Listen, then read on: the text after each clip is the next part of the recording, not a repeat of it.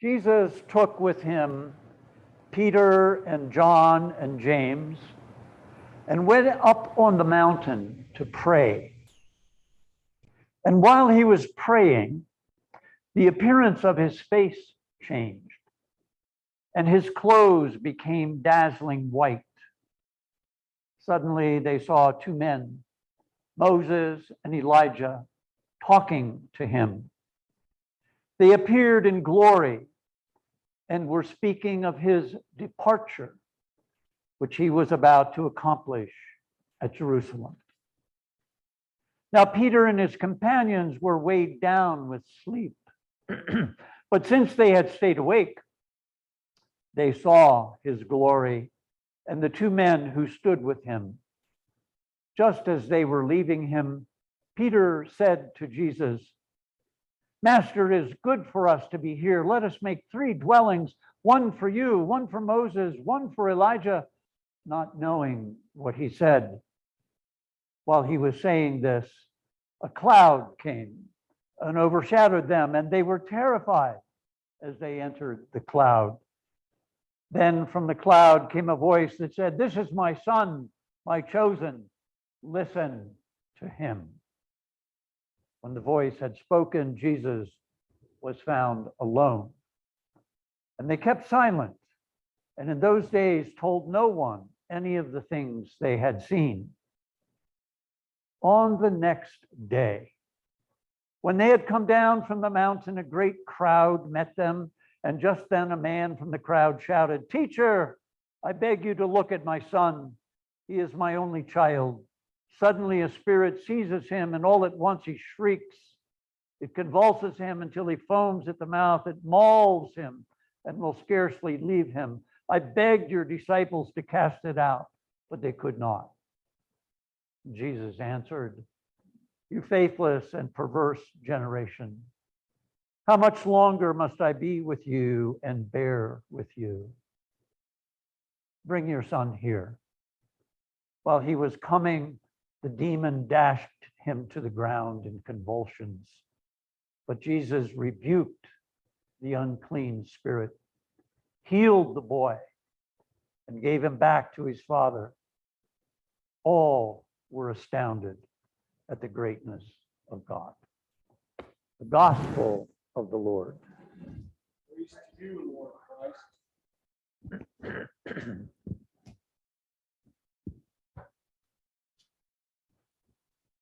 May the words of my mouth and the meditations of our hearts be found acceptable in thy sight, O Lord, our strength and our Redeemer. If it were a lighter time, we might go off on this business of veiling and unveiling, masking and unmasking. But it's not a lighter time. We are, each of us, called to proclaim the gospel in all the circumstances of our life, as individuals and as a community of faith. And in a time like this, when the brutality and senselessness of war is lifted up, it's a challenge, because it seems like proclaiming the gospel of love in the midst of all this darkness is like some kind of retreat from the broken world. To proclaim the gospel of Jesus in a time where everything that Jesus taught is trampled by tanks and rockets and Molotov cocktails and chatter of guns in the streets of cities in Ukraine. It seems so difficult. And yet,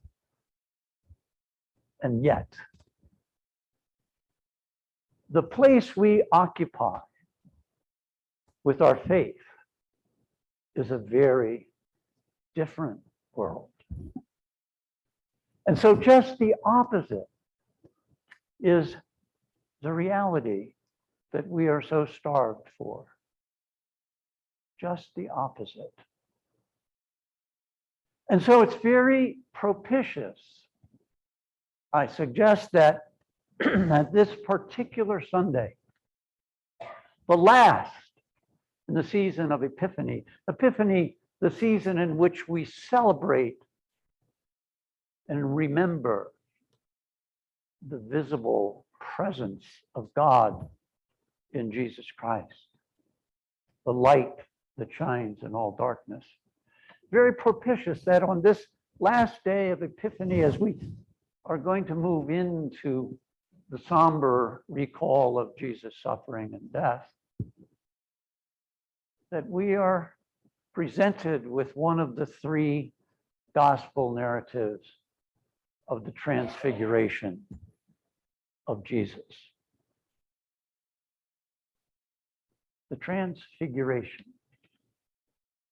the visible glory of God. The narrative itself is very rich in detail. Details that we might get lost with if we took any one of them. It is placed in all three Gospels that remember the transfiguration, Matthew, Mark, and Luke. It is placed right after Jesus with his disciples has begun to lean into Jerusalem and his death. There are various responses to that in the Gospels: confusion, denial, Thomas, let's go. Various reactions. But after that, the Gospel narratives place this account, this remembrance of the Transfiguration. Now, one of the things we need to be mindful of, I think, is that the people who put together with Luke this account and the people who hear it unto this day, we know the whole story. But this account asks us, look here, now, at this point in Jesus' ministry. And then there is the matter of how it transpired. Jesus was at prayer. He was in prayer with our Father. And then there is this matter of Elijah and Moses showing up in this vision. The law and the prophets. The entirety of the tradition in which Jesus and we stand was there. Then we have this matter too of the use of a word in the narrative in the Koine Greek which appears nowhere else except in this account of the Transfiguration. Jesus is about to be engaged in his deliverance. It could just as well be translated his exodus, his departure, the lean into Jerusalem is steepened. Nowhere else in the Gospels. So that, I think, is supposed to get our attention. And then the matter here of these three, Peter, James, and John. They're, put it mildly, they're overwhelmed. They and they say, whoa, let's stop right here. Let's stop it all. And the Jewish practice of building booths and in celebration of Exodus. We'll stop. We'll build altars. We'll build a keep it right here. No. Jesus instead gives them two additional directives. One is to not to talk about it. What?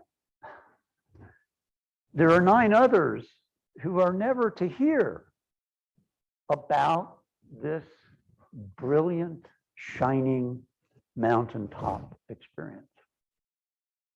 Puzzling. No one knew about it until the story is complete. Suffering, the death, the resurrection. And then they are also directed, and this is the hard part, to return to the world. On the next day, life moves on in all its hurt and fear, and eventually suffering, death, confusion, which is fired again in light with the resurrection of our Lord. Now, in any one of those details, as I said, we could get lost, but there is an overbearing pulse in this account. And that pulse is the visible glory of God. Where might we, you and I, have experienced the visible glory of God? I'd like us to think about that for a bit, even ponder it, not just in these moments, but maybe as we go out into the world. What has been the visible glory of God in our lives? Where have our transfigured moments occurred? Might it have been the stream of the sun through our stained glass windows? Nah, that's just sunlight coming through color. Might it have been when we held an infant, ours, a grandchild, a great-grandchild, a nephew, a niece, an infant? Nah, that's just a newborn baby. Folks, we live in a world that has been visited by God. There is no moment that is just something. Every moment is touched, and we should tremble in the presence of God. That is the awesome, impossible possibility of our lives in faith. That God, in the good graces of our Lord Jesus Christ and the Spirit, which he bestows upon us, is here, is present, is visible. Don't anybody say, nah.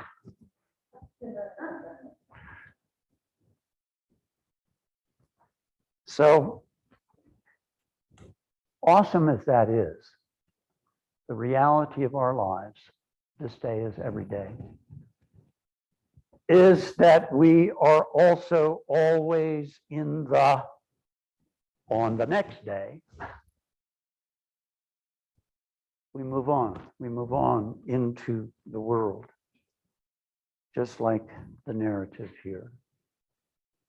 On the next day, we're going to be exposed And that next day could be a next minute, to the darkness of the world.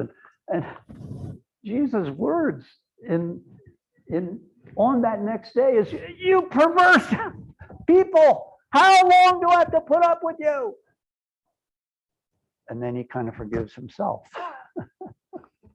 for losing him, for being human. And the demon is gone. Good people. The demon is gone. On the next day of darkness, the demon is gone and the light is back.